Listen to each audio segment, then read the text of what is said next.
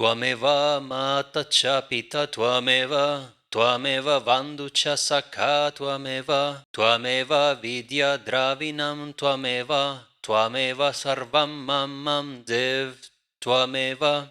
Jay Sri Radheshyam and welcome. The Life of Love, Chapter 2, The Young Landlord. Radharaman was still a student when his mother proposed his marriage. He was averse to the idea of early marriage, but the importunities of his distressed mother were great, and his kind heart taught him it was better to yield and make her easy than to revolt and wretch her life, already battered and shattered by the death of her husband and 3 sons.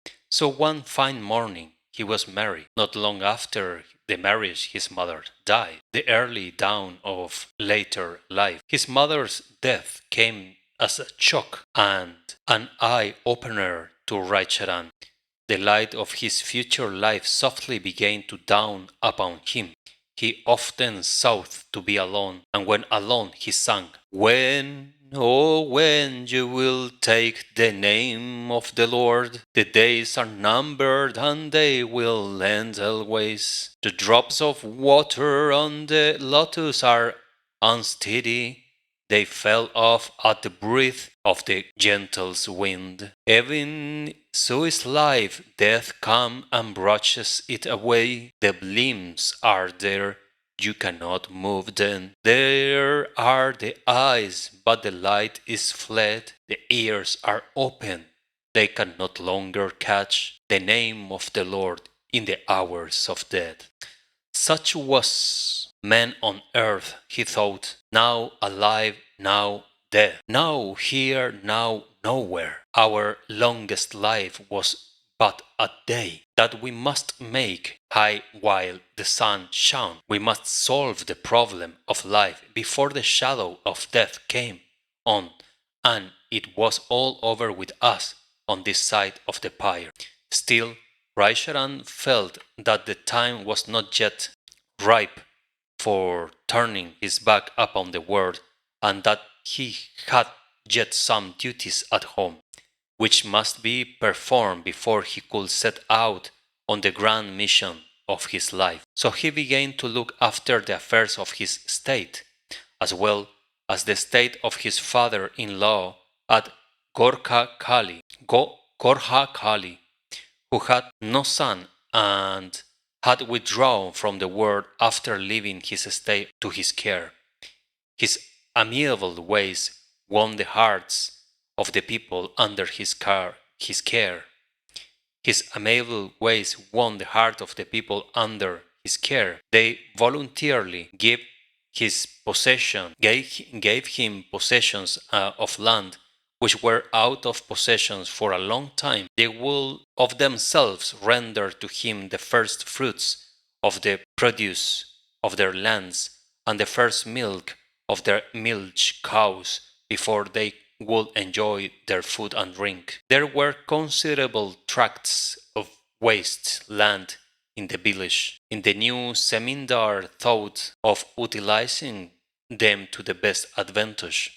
He invited the wild tribes to settle therein, made the land rent-free for 3 or 4 years to come, during which time the new tenants might cultivate the land and clear profits, and pay the rent only when they were in a position to do so without any trouble to themselves and their families. Thus, the annual income of the estates was enhanced. This and other signs of zemindari insights attract the attention of great zemindar of Srirampur, Babu Ashutosh Goswami, and he made him the Nayev of the manager of his Mahmudpur estate. Radharaman Babu was very fond of music from early years, and Sankirtan parties were held in his house and his Kachari, the seat of the office of the Zemindar as well. He himself took part in the Sankirtan. This was how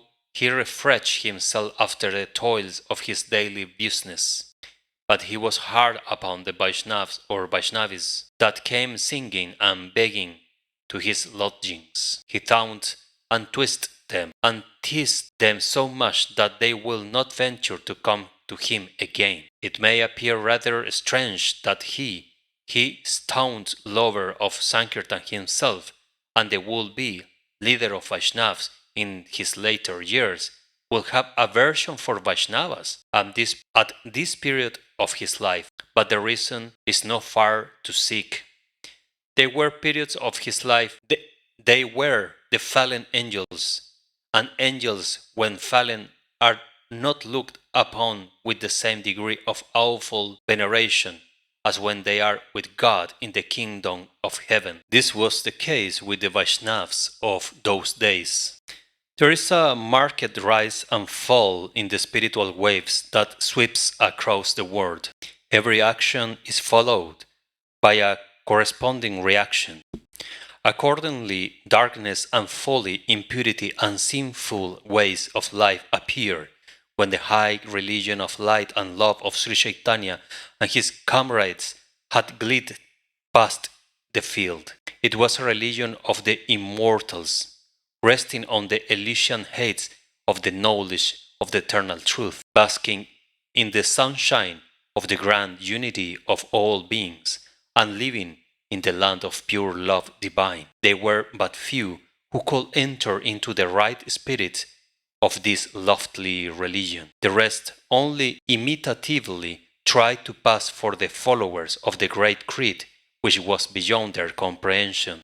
Sri Chaitanya gave the name of the Lord to be sung by all to save themselves, and reserved the spirit of this religion for the few capacious souls who had the mind to appreciate and the heart to cherish the greatest ideal of religion ever revealed to mankind.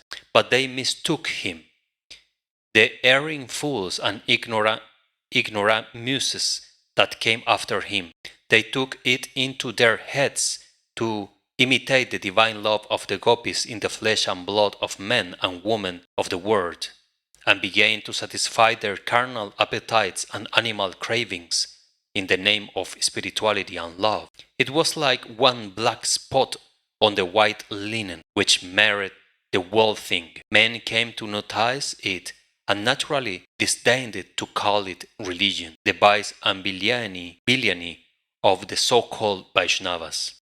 It was this so-called Vaishnavism and the so-called Vaishnavas that came to be reproved by the right-minded Radharaman of Mahmudpur and Mahish Kola. To his mind, character was the first thing, the essential element in religion and religiousness, and a man of character without the form of religion upon him was much better than a man without character, who made all the shows and pretense of his professed faith, the ideal landlord. The ideal ruler is he who rules with an iron hand in velvet glove. And if Radharaman was strong and firm to execute his plan and purpose, as evidenced by the successful administration of Zamindari affairs, which commended him to the notice and confidence of his master, he was always good and kind to his subjects, always ready to extend his sympathy and munificence to the needy and the poor. Big tanks were excavated at his expenses both at Gorkhakali and Mahmudpur, and his people had not to suffer from scarcity of water. Free schools were established for the spread of primary education among the masses, and the teachers were paid out of his own pocket.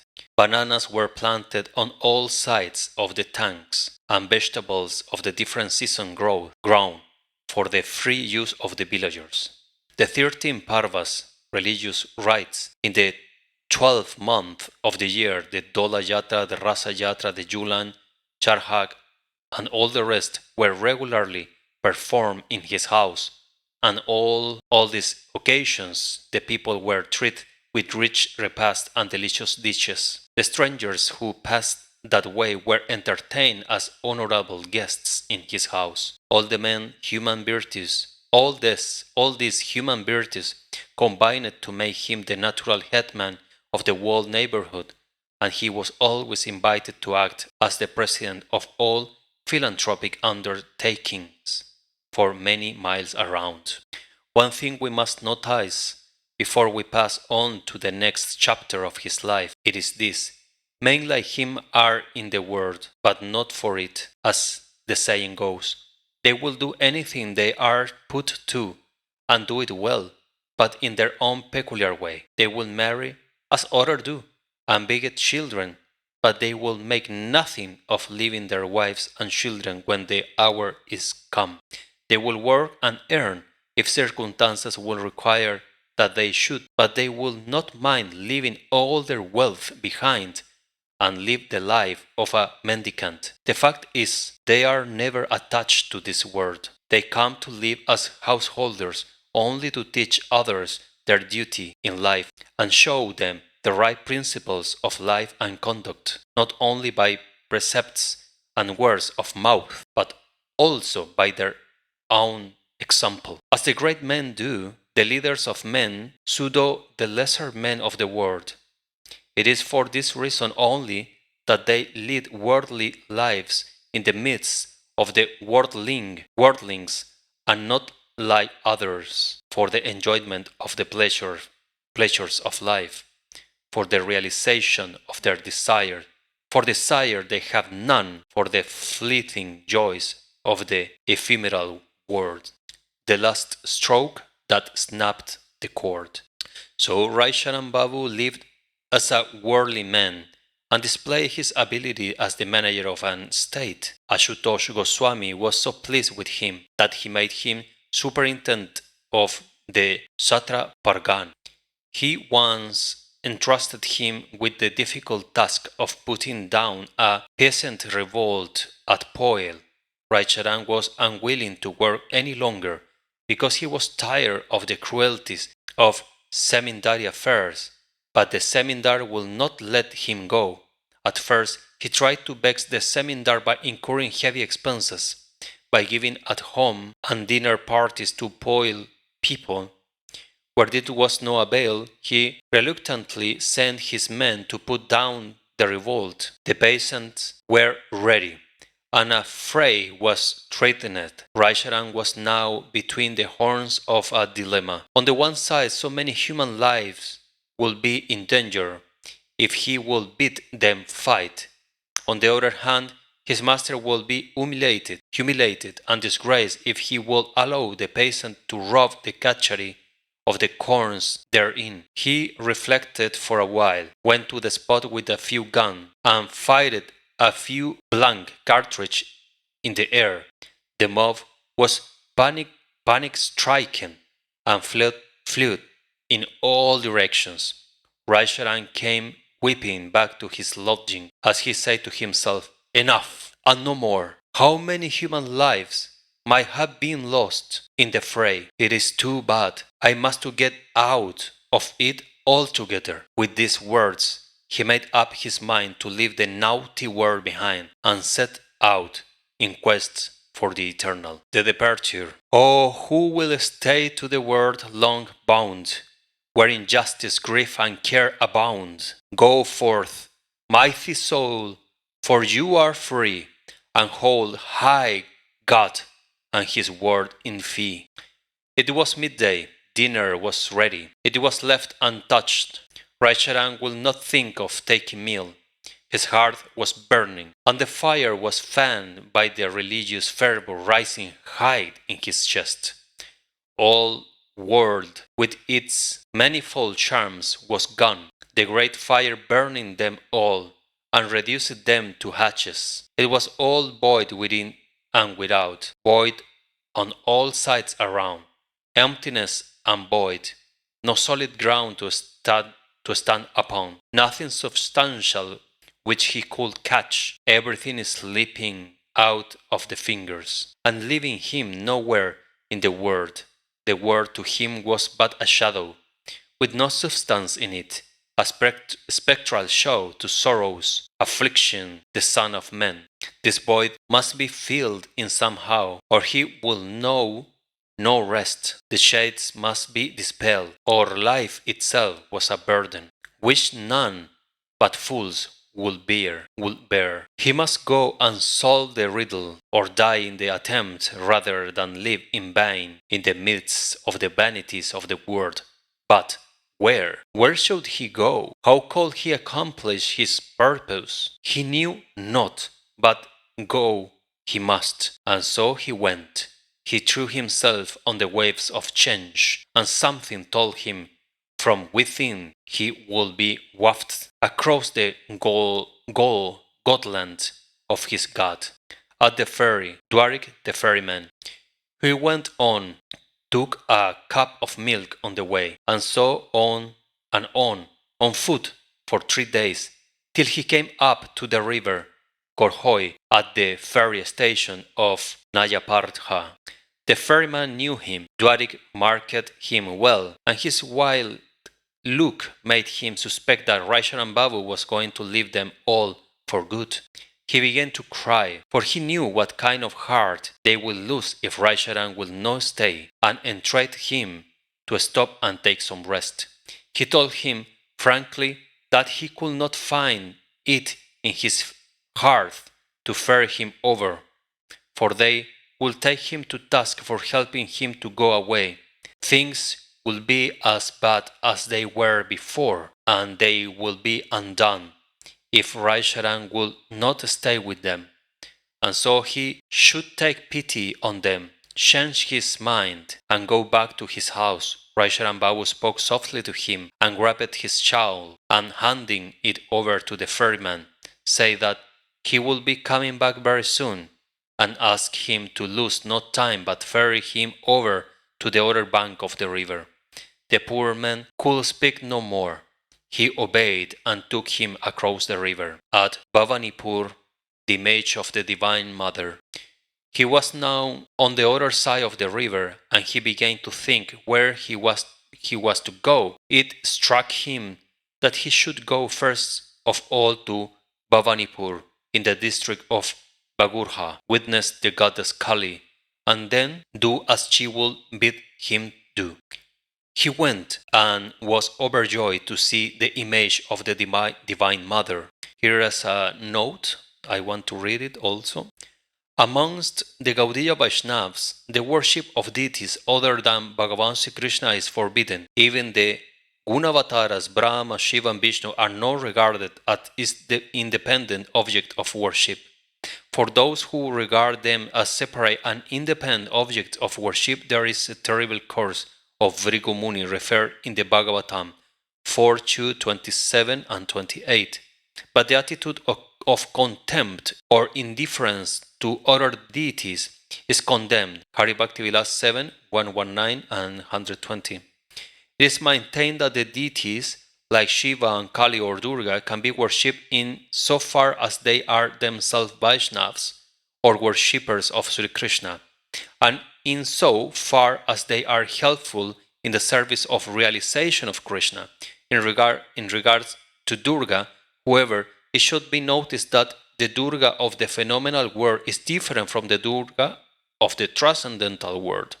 The former is a manifestation of Maya Shakti, the external energy of Bhagavan, in which inhere the three gunas, sattva, rajas, tamas, which cause the creation and destruction of the phenomenal world, Bhakti Sandarbha 285. The later is a manifestation of Svarup Shakti, the intrinsic energy of Bhagavan, which is above the three gunas, Bhakti Sandarbha 285.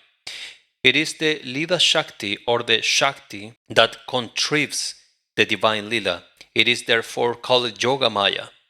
The Vaishnavas worship Yoga Maya because no one can enter the divine Lila without the mercy of Yoga Maya. They have always sought her help in their quest for Sri Krishna. Mother Yashoda worshipped her in order that she might find Krishna as her son. The gopis worshipped her in order that they might find him as their husband. Rai Babu worshipped her in order that she might help him to find the Guru, who could guide him on his way to Krishna. Chapter 3. The Vision and Voice of God. The screen is off, the world is gone. The din and clutter, there is none. The mind indrowned, the calm of heart, the boundless sky, the soul a bird, the soul a fish in the waveless sea, where no mortal sight nor sound can see. When lo, who comes? It is the Spirit of the Lord, who speaks within. It is the voice of God. Time went on and Radharaman Babu came to be on familiar footing with the Sevais, the staff in the service of the temple of Bhavanipur. They were all impressed with the respectable looks and gentlemanly behavior of the newcomer, and they came to look on him with that love and regard which was due to a distinguished visitor.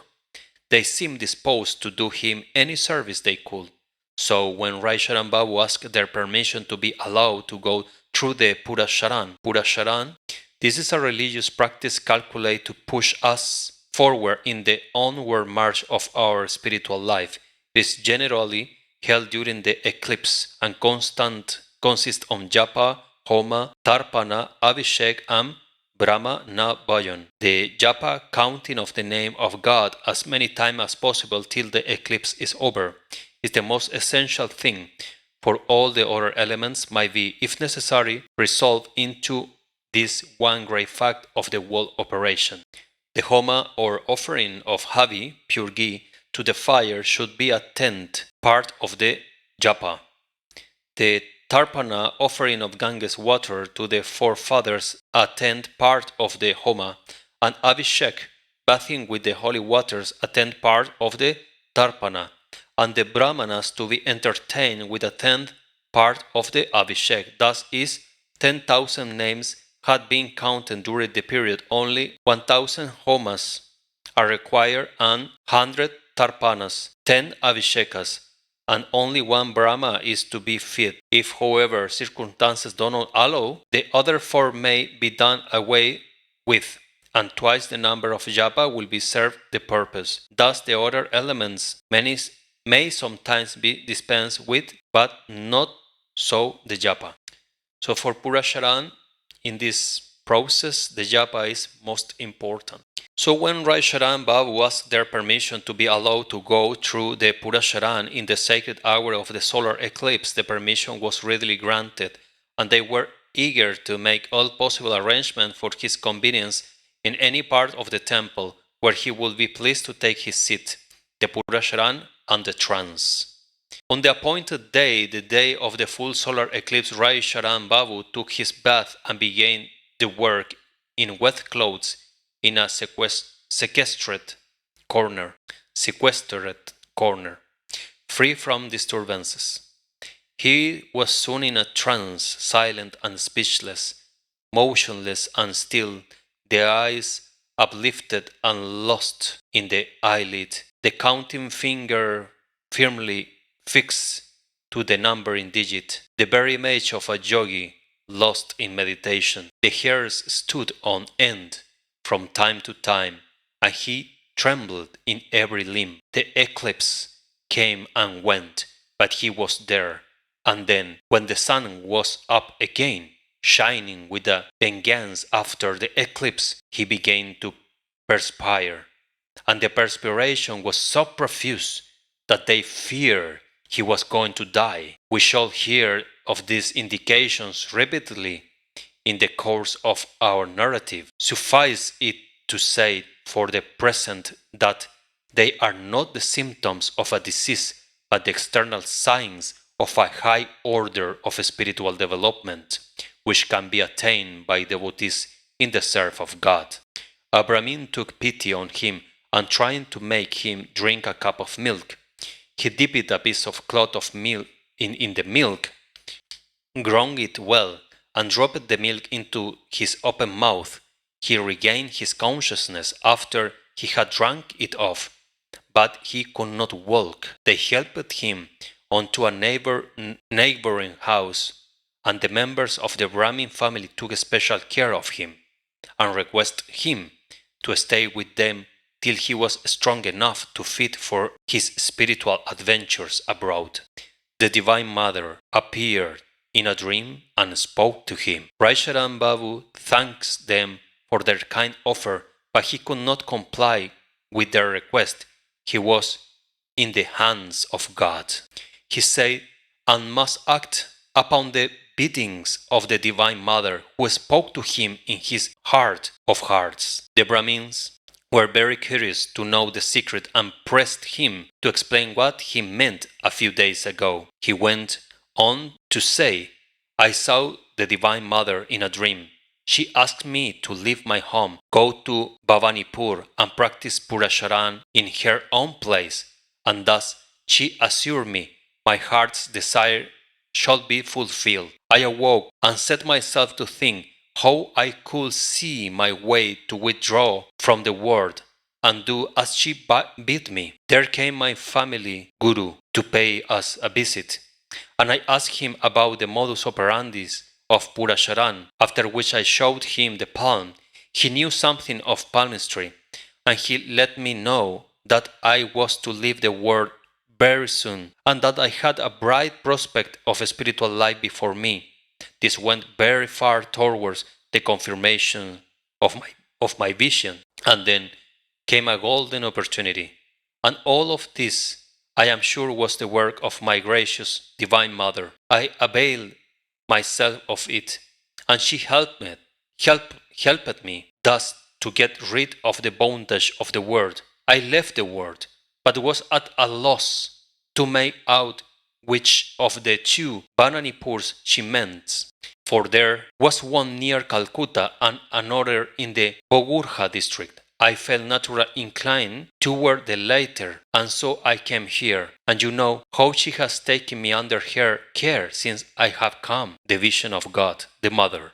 Then I began the Puracharan. Here he fell off in the middle of his discourse, and then, controlling himself, went on. It was drawing toward the close, the japa, when the gracious Mother, he cried like a boy, and then began to speak in a broken voice. She came and set her gracious hand on my head, as she said that my prayer was granted, and that I was to find my Guru on the banks of the Saraju, who will satisfy the hankering of my soul. I asked her how I should be able to know him, whom I had never seen before. She said that she would speak to him about it, and that he should be awaiting my arrival, that he was a tall man with long arms reaching down to the knees, long drawn eye stretching up to the ears, that his former name was Yogendranath Goswami of Kardaha, and his present name was Shankaranya Puri, that he was not at all inclined to proselytize, but that he would have me for a disciple only by her special sufferance, and that he was no ordinary man, but had the spirit of Nityananda himself, who was none different from Sri Chaitanya in his evangelical mission in the world. So saying this, the Mother disappeared. And then you know how I am here in your house. Bless me, brothers, and let me have your good will, so I may be able to carry out the orders of the Divine Mother. He stopped, and the Brahmin clasped him in a loving embrace and blessed him heartily and let him go. The dreams and visions of the pure heart are true. It is true. It may be asked for skepticism in the order of the day. We say it is true as truth can be. Thrice true, this dream and vision of God. A whole host of questions will arise. What is truth? Truth, strictly speaking, is that which endures, which suffers no change, and it is not to be sought in the fleeting shadows which make up the 9 days wonder of the world. It is not a dream, an empty dream, a vision, but a hallucination or an illusion of the mind. The psychologist will inquire. Our answer is that the dream problem in psychology is as yet an open question, but the dreams and visions that came to the mind that is pure, absolutely free from all passions and desires, are not to be classed with ordinary dreams, for they are not, as they are often vainly supposed to be, the aberration of a diseased mind, but the true experience of a healthy mind, raised and elevated to the highest platform above the plane of consciousness. The idea of God is irresistible. Is there a God?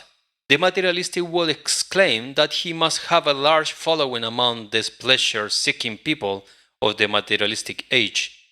Is there any necessity of conceiving the existence of a supernatural God, directing and controlling the affairs of men? The agnostic will ask, certainly there is this God, whether we take cognizance of it or not, but how can we take it on truth, because we do not see him? It may be urged, well, we do take things on trust when we know we have every chance of verifying them at our own sweet will. Very few of us have actually seen the aurora borealis, and still we believe in it, because they tell us who have come face to face with this phenomenon, and we can do the same if we will follow in their wake. So it is with God. God is here, there, and everywhere. We can know him here and now, if only we will follow in the footprints of the great masters that have come face to face with God. Why should we take the trouble? Can we not do without it? We cannot.